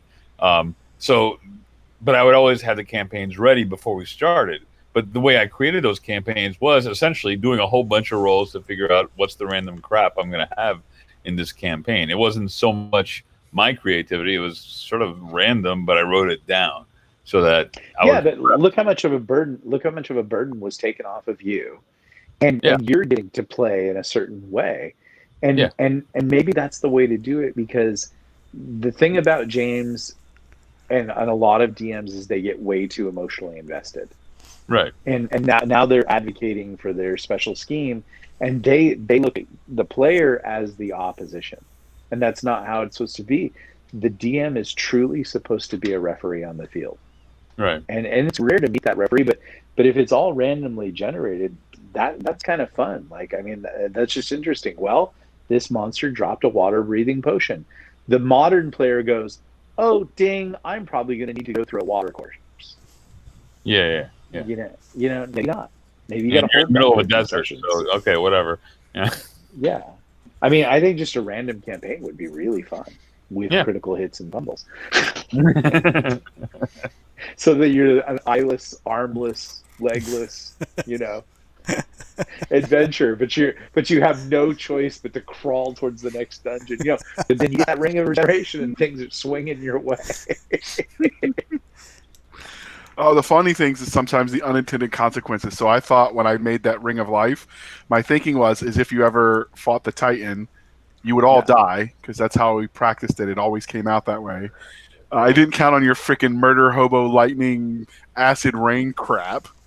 And so I was like, well, I didn't want the party to die here. I wanted them to die in the castle if they're going to. I wanted them to get there, right? So I was thinking the Ring of Life would allow, you know, someone to pull people back from the dead. And then when we were in the session, was it this time? Yeah, it was when Drawn died. He was like, no, that's not a Ring of Life. That's a Ring of Regeneration. You've got to wear the Ring of Life for it to count. I'm like, shit. That was one of the better deaths I'd had, though. You know, where it wasn't just, well, you take 4 points of damage and now you're dead. You know, it was like, you were chopped into hamburger. There are bits of you. Prometheus was picking his teeth with one of your fingers. I mean, it was. Now Prometheus has got alas Yorick, or sorry, Drawn. The Magic 8 Ball says balls. Well, that was very Well- strange. Like at the end of it, James actually went with it. He's like, "Oh, now it's growing horns and everything." And like Yeah. that is Oh. kind of the funny thing about James. He'll The- do that stuff. Somebody in the chat said something about Drawn was going to become the next Vecna. Oh God. Well, what we could do is because we got that eye, we could stick it in the eye socket. Oh no, that would be so Well, bad. we would have to go through and sift through the whatever's in Terry Shepard's pack because he's got your body parts in soup jars. No, but I've got his head. All we need is his head. Yeah, because you got the what's his Didn't face? we leave the eye in that room walled off behind the stone wall at this point? Yeah, Yes, but- we did. No, it's it in another isn't plane. because if you remember, Andrew grabbed it and stuffed it in Liamon's tiny hut. Ah, okay. Yeah, you have to watch Andrew because like treasure that we found disappears, and he's like, I traded it for more spells and stuff. You're like, well, okay, like you use them for us, but like going through his tower, I'm like, I think you've been up to stuff behind our backs. You know, like you've been doing a lot of adventuring without us. Yeah, we feel cheated on. Well, he used the fortress, the one that he got on ours. That's how he practices explosives. So if it explodes, it doesn't kill the town, the fort. He's like, I'll just practice over here for like the gunpowder and all the stuff he was doing. Yeah. I'm still wondering from today's campaign how our NPC picked up those gems and had, evidently no ill effects. Because that was the Valkyrie, only man. thing that was. She's a Valkyrie, man. Oh, maybe. Well, No, that no. was JR's guy. Yeah, Aramis, my Yeah. my wolfy son. Uh, But I think James is going to kill them to wipe the board of that affair. Knight of Yeah. Barsoom is saying that Chrome and Drawn need to merge like Voltron. With these rings, your spirits combine. can we make the skull levitate and so just levitate over his shoulder and just kind And then of talk to him randomly. well, he effectively has a second floating head. I Floating think it's heads, funny when floating he just pulls gems. when he pulls the skull out and just starts talking to it. You know, like what do you think, buddy? I think you have a head injury. He's all like, yeah, like James is all, no, you're cat good. And I'm all, that's kind of impossible. So there was something Andrew posted in the chat right before the last session, and he was talking about that. He's saying something about like poison shouldn't be considered evil because how is that more or less I think it's a honorable? Yeah, as a tool. He was basically saying how is that more or less honorable than a wizard that burns somebody alive with a fireball? Yeah. I agree. Which I got that. Because you have to remember there's a generational gap here, and now we get into philosophy. A lot of people who play D&D now have very postmodern thinking, which is very sort of like, practical, or what's the right word? Pragmatic. Pragmatic, utilitarian view of things. And There were James chivalrous comes, back then. yeah, James comes from a time of absolutes, and I'm more of an absolutist. I have no problem, with believing that poison is evil and things like that. But he said like, oh, if you use poison, you're evil. And then he's even said like, everything should be harder on evil characters. And that it's just interesting. It's just it's like a generation gap thing. Like it's a problem that I see, but yeah, I don't know. Like, yeah, I mean, how is poison evil exactly? Like, Well, what? It's I've not heard- evil to go into someone's cave and hack them to death because you want their gold, Right. but it is evil to poison them. Well, I mean, I've heard that same argument used against the idea of the sniper or the long distance marksman who's, shooting a target that's not aware that he's there or she's there. You know what I mean? Like, That's what Overwatch is for. I mean, they're doing it for a reason. right, but I'm just saying, like, the fact that you're killing the other person, arguably, maybe it's nicer that he's giving them a clean death. Yep. So Yeah, I don't know. I guess I see the gray in things a lot. Well, you know what, everybody, I don't think there's any gray. I think it is black and white. I think that it's when people come and add textures and layers that you get the gray. But the truth, like we were talking about in the last podcast, like there are no war crimes. There's just war. Like the only people ever calling it a crime are the people who have lost, Well, and it is a crime. here's an interesting test. Because we're in a world that allows for the murdering of the next door neighbor if they've got gold and we need to get the gold or whatever. So that's not considered evil. So then the question and the test is, what is considered evil in this world? What would be an example of an evil act? I assert, using poison is not one. That one off the table. Well, if you're going to play with deities and demigods, well, that's going to really complicate the issue. Because, and we've kind of dealt with that, like with the people who've worshipped Egyptian pantheons. Like, they don't see necromancy as evil, whereas Northern Europe would say, "Oh no, that's absolutely evil." Yeah. Right. Even in their pagan times, they would say it. Well, no, because Right. they had Draugr, Draugh, Draugr, I think it's pronounced. They were like spirits that guarded the tombs, and I didn't see that as evil. They came back to do that. No, but the Northern Europeans, and like you have to remember, like you have to go, like Egypt is an absolute death cult. Yeah. You know, like they don't see death as bad. They see death as a good thing. The Northern Europeans saw death as bad.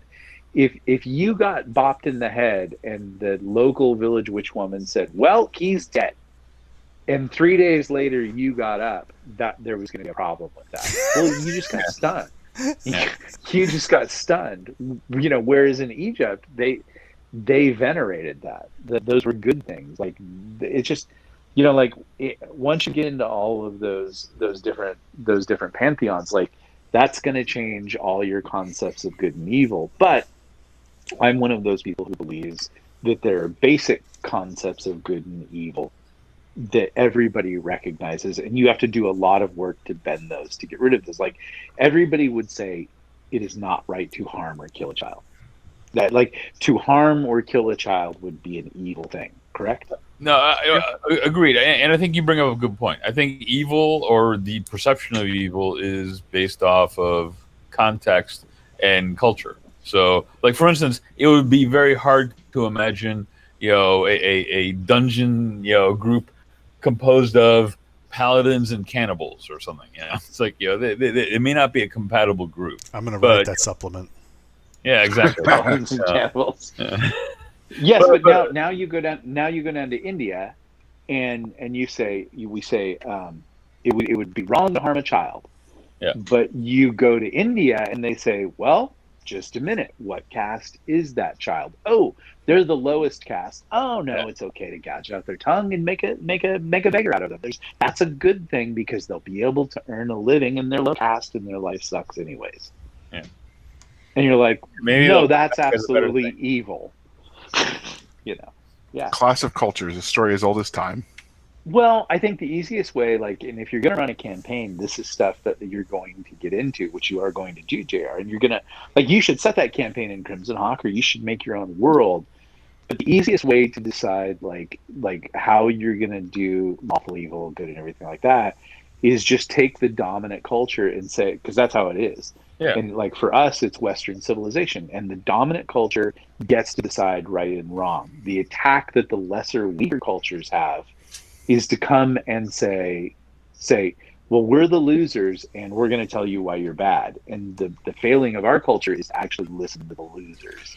So we actually, Walt and I have talked about that, not the failings and stuff, but the idea of setting it in like CrimsonHawk, and just the amount of legwork you would have to do to change, basically to rename everything and just to reproduce it so we didn't get sued.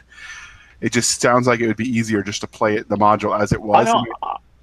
I think we should just create our own world. But if you're going to run those modules or whatever, sure, but you could just, I think what we need to do, what we've been talking back channels, like we have this world angle thing. And like, if we're going to build a world, that's like, I like writing lore. I wouldn't mind just dipping in, writing some lore, and I like drawing maps and things like that. And I think that's our next evolution, is like, we're messing around with CrimsonHawk and everything like that, but it would be kind of fun for all of us to create a world. And then I think the people that are listening, like, I think they would dig that. I know, like the Warhammer crowd, they love the Black Library. They love Well, getting into that stuff. put it Yeah. put it this way: we're all retards if a bunch of authors around the table can't come up with their own world.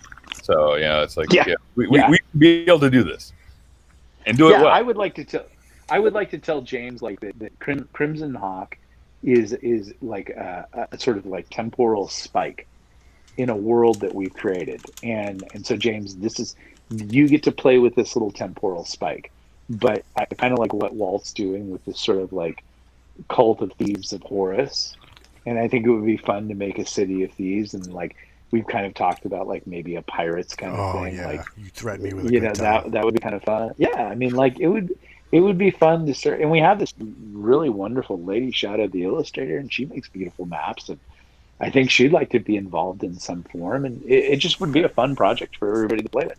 No, and if you think about it, it's not like our modern society where we can go 12,000 miles in the span of a day or something. Yeah. In these worlds, you could have a continent and have 12 different complete opposite civilizations never knowing about each other because you're never out further than a couple 100 miles radius. So, and Yeah, there's plenty to do. Yeah, I mean, I think that's one of the bummer, interesting. I think that when people set out to make fantasy worlds, they're like, "I'm going to show you the whole world," and it's like, "Yeah, that's not how." Yeah, you don't need the whole was. world. And I'm going to make every name with 12 apostrophes. Oh, Yeah. No, like a lot of times people only knew their slice of it, and like even in Tolkien's world, you get a very small slice of Tolkien's world. Like there's other stuff going on, and like I've even seen people try to reproduce other maps and things like that. But like it would just be kind of fun for like each of us like to just take a little area, like so like we mess around with Crimson Hawk, and like when Walt's ready to run his thieves thing, we create a map and set it in that area, Crimson Hawk adjacent. We draw that out and we play there. And then Jared's like, "Oh, I'm going to start running these campaigns over here." And we go, "Okay, well, here's a section of the map. Draw it in and put your modules wherever you want in there, or however you want to do it." It would just be fun. And where would Snorkel go? Snorkel the Goblin is anywhere that the DM plans for you to go. Snorkel is always like right there, and you could go do something with Snorkel instead of actually doing what the DM has written down. I gotta tell you, Snorkel has a recipe for cheese, red dragon cheese. I gotta tell you, I can't wait to see what happens with a certain someone in Forgotten Ruin 2. Oh yeah, Jabba. Yeah. Yeah, Jabba. I think the sad thing is like I think the Rangers are going to have like in maybe the third or the fourth novel, the Rangers kind of will need to do a Ranger school because they're going to acquire some dwarves, and they do have these little elf kids, and of course someone's going to say, well, maybe because like basically Jabba's like the local Indig pack animal now, but he's good. He's like learning how to carry 240 ammo, and he's probably learned how to like link belts and stuff like that. He's probably getting to the level of being an AG, and someone's going to say like, let's send him to Ranger school, like or whatever. But he's like he has no honor and integrity, and like he won't get it. So like it just I don't know, but he's a fun character. I don't think he'll betray him. I think he's cool, but right now the Rangers are fighting an army of the undead, so that's kind of fun. Oh yeah, I can't wait because I could picture him like linking belts together and like tapping the actual gunner on the helmet, like, okay, you're good, squeeze that trigger, and then he turns around to look at like the people behind him, and he's got one of those Generation Kill helmets on. He's got a cigarette dangling out of his mouth or a big old dip because the Rangers got him hooked on it to ensure his loyalty and stuff like that. And, oh my god, that was hysterical. No, I didn't think of that, but you're absolutely right. That's like, if anything, that's where he needs to go, is like he just eventually starts wearing all their junk. But it's comic. But has he got Red Man dip, or is he going the Folger dip MRE style? No, because Coffee got solved at the end of the first book. So he's gonna because he's a goblin. He's going to emulate the alphas.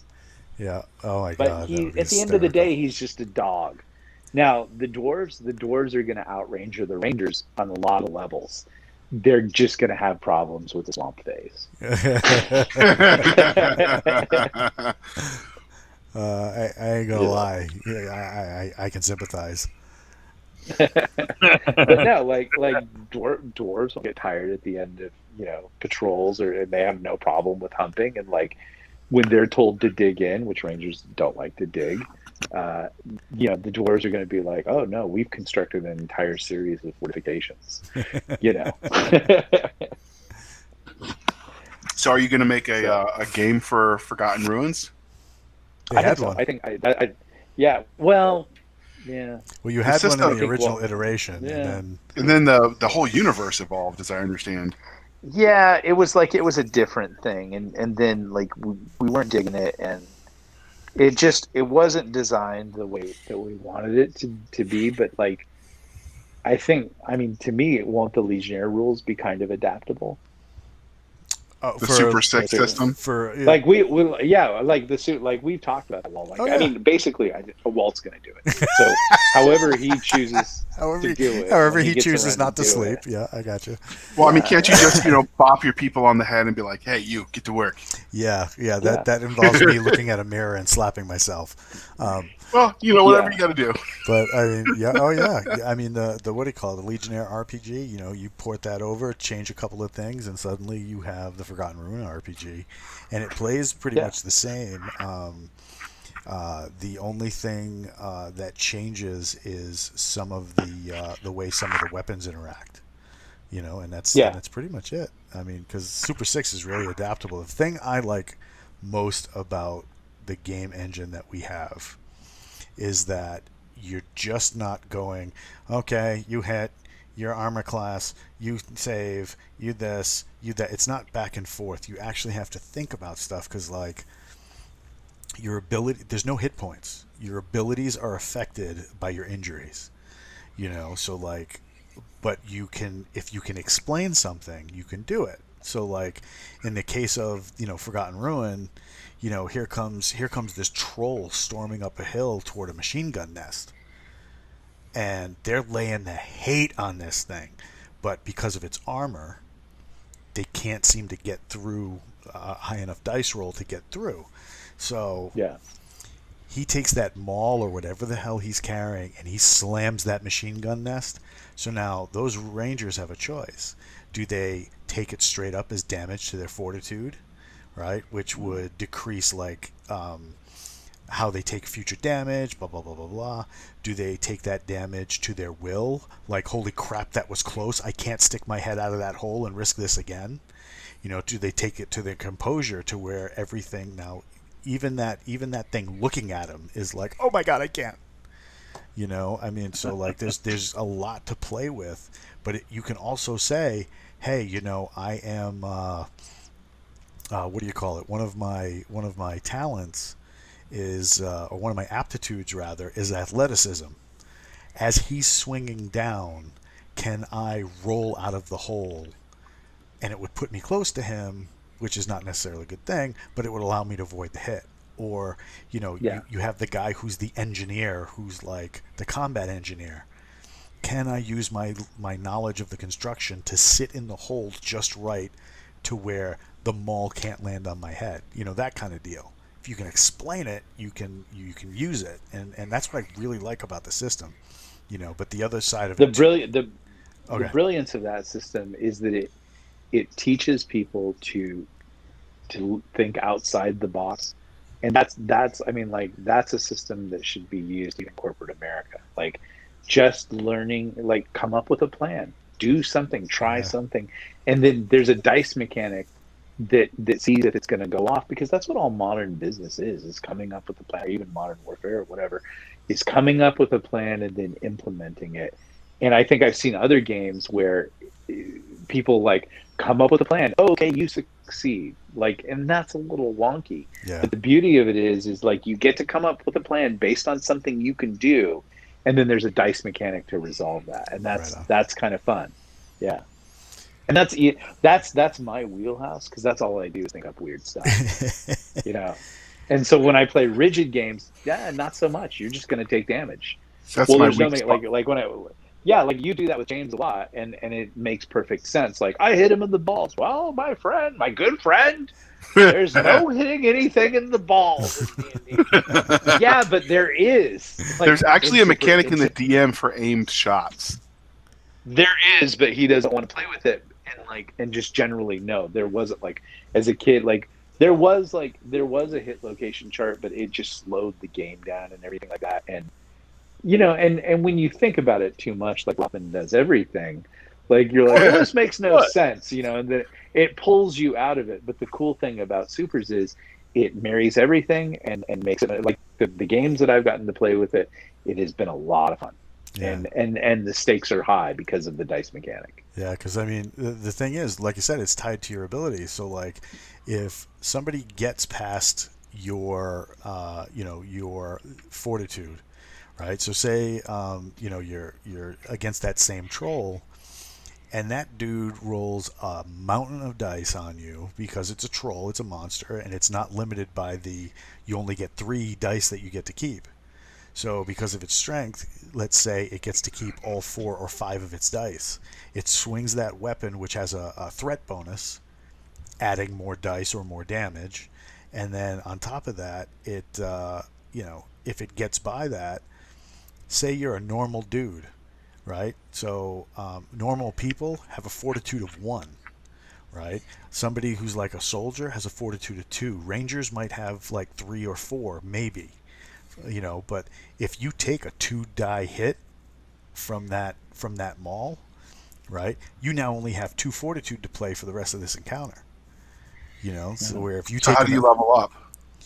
every at the end of every session, based on your actions, the GM can award a competency die, which you can either keep and spend to affect outcomes during the game, but at the end of every game it regenerates, so you get it back, right? Or you can spend it permanently to raise an attribute or or gain a new aptitude, which is like a skill, upgrade your weapons, upgrade if you got stuff like because there's at the version of it we're using now, if you're playing like Legionnaires and stuff like that, the Legionnaire RPG, the only thing you guys really haven't touched on is the crux, right? And Yeah. because it's not a part of the era that it's set in is the Sidon era, and the only people messing with the crux at that point is Goth Sullus. Yeah, and it's really not a big part of anything, Right. like in the GE universe. I think what you could do as a leveling mechanic in Forgotten Ruin is like, yeah, like as they increase and everything like that, you could give them rank because they're rangers, and you can give them schools. Now this guy's going to go to sniper school, Yep. so And that's all now done. this is going to increase. Yeah, that's all done through aptitudes. So like you can Yeah. have military specialty and then airborne or scuba or whatever, and yeah, that's already programmed in there. So like you can do that very very easily, and then you have the it's an advantage called occupation. So at that point, you could buy the advantage occupation and then do like sergeant, or Yeah. you could buy the leadership advantage, which allows you to share your competency dice with other people.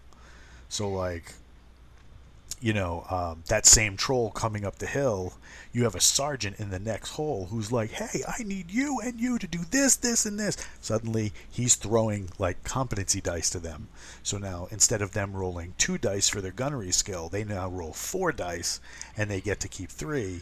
But they're going to have a much higher chance to get a much larger number because that sergeant is calling out instructions in the other hole. And it's that. And there's one last other mechanic that I think will be interesting for Forgotten Ruin too, is like because of the nature of the world, it was transformed by a nanovirus, Yes. and like so all of the monsters were people, like 10,000 years ago. So That's like some Gamma World all shit right there. Yeah, all the vampires were lawyers and stockbrokers, or something, something like that. Like evil people that like traded on the back, like the pharma bro who like got the AIDS drug and jacked it up by 2,000%. Like that guy turned into a vampire.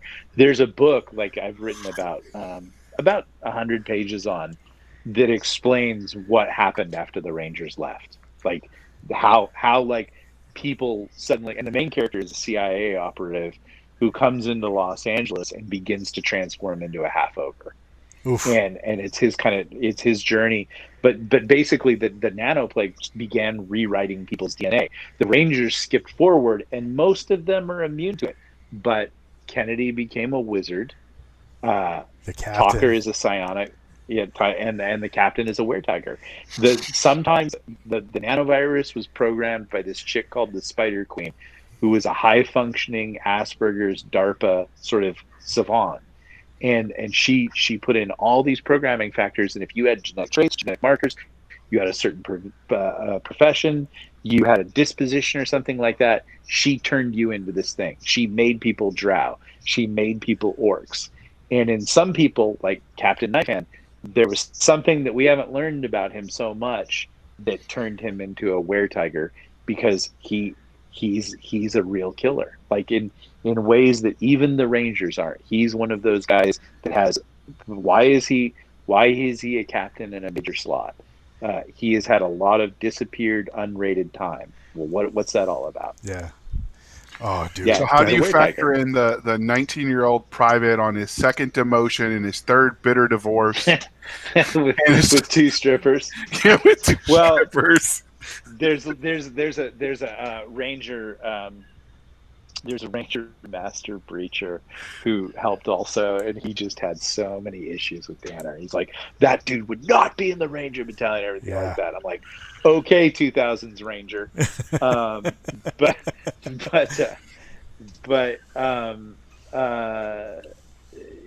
how do we factor him in? Like, in what way?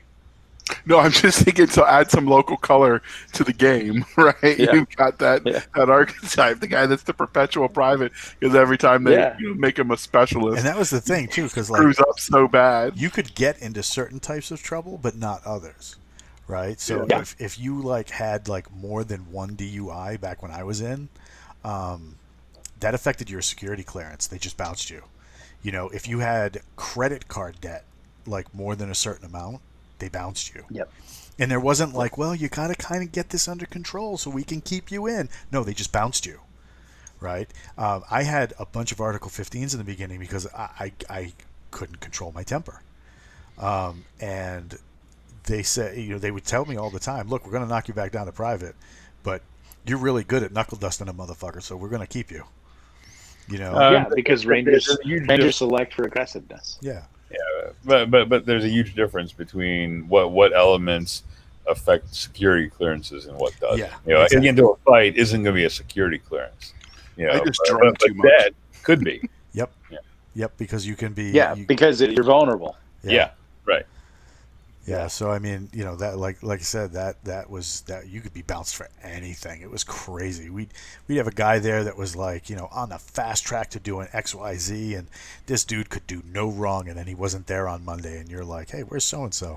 His wife got credit card debt, and he was bounced. No, we had the one guy. I can't talk about that. We're still recording. I have an example where I was working with a guy who needed equivalent clearance, and he ended up, having a honeypot, an affair. Boom, he was out. Yep. I don't know where he went, but I knew about the affair. All right, Jody got his girl. Yeah, and out. Yeah, we need to.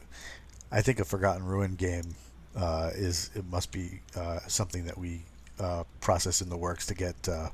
Have a show with and have like everybody who sits down with the game be like vets. So what about if we did that back to what we were talking about with the D&D sessions we've been doing, right? What if one of the areas that we have where they're fighting orcs and stuff, where modern units sort of get sucked into, so you still have the fantasy element, but you might have this that's not as insane as you think, because one, that was handled in Expedition to the Barrier Peaks, which is like which is like Andrew's like lifelong project. That might be interesting to play sometime with him. So how do they But handle modern side alongside like not modern because the modern I think they have travel. A starship crashed into the Uh, barrier peaks, and the adventurers go up there, and they're dealing with alien technology, but they don't understand it as alien. Right. They just understand it as magic. But Prometheus is a space marine. So is it? So for that mechanic, go ahead. No, go ahead. I was say for that mechanic, is it like Gamma World, where like pick it up? Can you pick it up? Roll dice. Nope, you can't pick it up. Roll dice again. Nope. I've never played Barrier Peaks, but I would imagine it's something. It is like something that, right? like that. Yeah, you need a understanding roll for certain things. Certain things are self-explanatory, like the laser pistols and laser rifles. I just was thinking of our experience with Gamma World with James. But certain other things. Yeah. Should be interesting. I would say one last thing, like if you've never played Ravenloft. Oh my god. The insanity fear crazy mechanic, what do they call it? Mm-hmm. You know, like where you kind of lose your marbles. Yep. The fear mechanic is a lot of fun. It's a lot of fun. And they kind of translated that from the Cthulhu game. Yeah, exactly. It's not as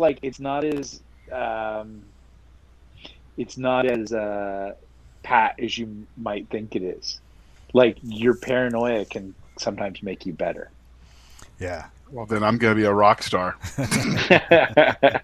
But like the problem, I mean, and the other thing too is like the Ravenloft modules, like the descriptions in there are some of the best.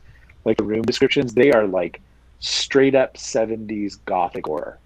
Yeah. And but the whole thing is just unending misery. Like there's no winning in Ravenloft. It's pretty hilarious. Yeah, the what do you call it? The novels for those were pretty good too. They did 2 novels. Oh yeah. Istrad, which was he's like the main bad dude of the setting, and then of course Knight of the Black Rose, where you got the Death Knight, which is one of the main characters in Kryn, Dragonlance, is drawn into Ravenloft, and it just his interactions and the way he deals with people are just fantastic. Yeah, exactly. And it's and like the whole mythology of it, like it doesn't have like 12 zones and it's 12 different monsters. Yep.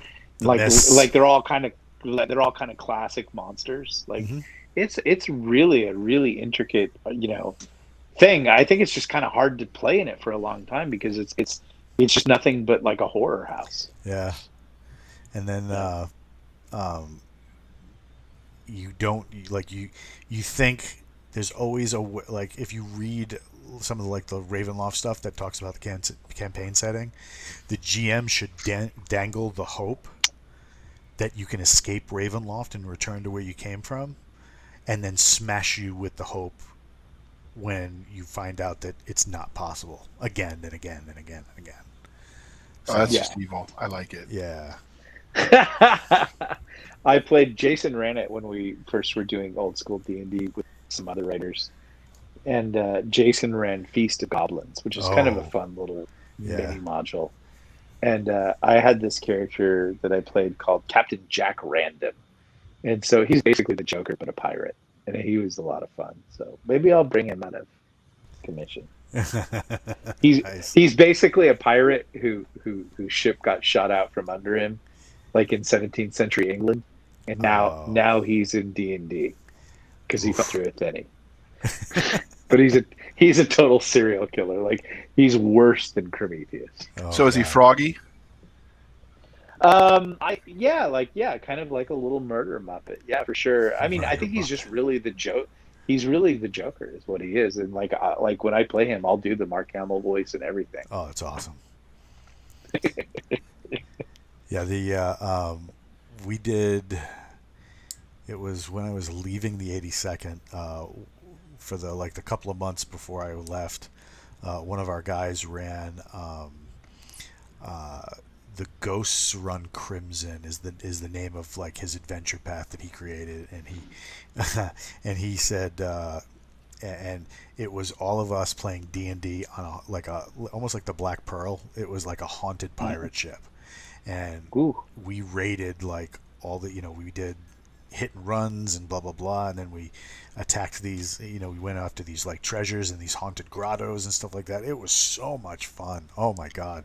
But the cool thing was he let us be pirates, which was pretty liberating at the time. Captain Kilgosho says, can we get a Joker impression? Let me get my voice in. Totally, I have no problem giving you a Joker. Now I need some dialogue to say. Give me some dialogue. It's 11 o'clock at night. It's my third podcast. We'll have to. Well, if you go to the YouTube channel, and check out I believe it was episode 15 or 14. And Captain Kilgosh is like, line. If you check, I used to think that my life was a tragedy. Yeah, now I realize it's a comedy. If you check out, I think it's episode 15 or 14. There's a video game trailer that Nick did some voice impressions on. And it sounds. And I was ripping the Joker off on that one. Yeah, use that one. That's got lines. Yeah, that's great. Are they going to give you the role because Hamill's getting on?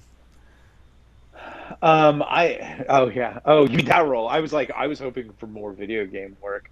I don't know. Like, I think there's so many people like that. I was almost Deckard Cain in Diablo 3. Ooh. And that would have been really cool. I was like so close on that one, and the original guy came back, and they just brought me in to like threaten him. Like, if you don't take the rate we're offering, we'll just give it to this chungo. And I was like, that's quite a rubber cube you have there. Stay and talk a while. And I had that down pat, and that paid $200 an hour, and I was really excited about that. Yeah, that's nice. But no, like I don't know. Like, do they even make Batman and Joker cartoons anymore? Oh yeah. Probably not. Oh, they do? No, they do. Yeah. And then the comicbook.com the other day announced that the Batman the Animated Series they're going to do a revival, and they're going to put it on HBO Max. Which please be good. Yeah. Don't be horrible. Because that original Batman series was amazing. That was great. It was amazing. And the Batman movie, did you ever see that one? Yeah, the Mask of the Phantasm. I have it sitting on my shelf over there. The Mask of the Phantasm, that's right. Yeah, that was a brilliant origin story movie before origin stories kind of got completely out of hand. And the thing that used to like blow my brain on that series was they tried animatics to see if they could get the tone they were looking for. Mm-hmm. And the guy who Bruce Timm was like, no, this isn't working. Let's do it on black paper. So they did all of their animatics on black paper, and that's why it looks so dark without it being overshadowed. So I was just like, it's amazing. It's kind of cool. It's perfect. It's perfectly moody. It's like if someone would just make an MMO like that would be awesome. Oh. And I think that's the next shift in MMOs is like going to art styles. Yeah. Like playing like Warcraft but set in Cezanne, or like Van Gogh or something like that. That would be like super cool. So we just broke the 2-hour mark. Do we want to stow our swords and live to fight another day? We shall. Like, hey, next Friday we go back. I guess we'll try to hit the castle, and Monday Walt has got the round 2 of Movie Monsters. Oh my God, that was so much fun! I was laughing so hard like the whole time. It was so good. I think if you guys can get Dr. D&D going, I mean, Anders. We talked about it. He's just a wealth. Yeah. We need to film the segments. So once we get some questions going, and if you're in the chat and you want some questions answered about Dungeons and Dragons, burning questions, go to the fan group on FaceBase and hit us up. We'll get that going. And then like I said, we have round 2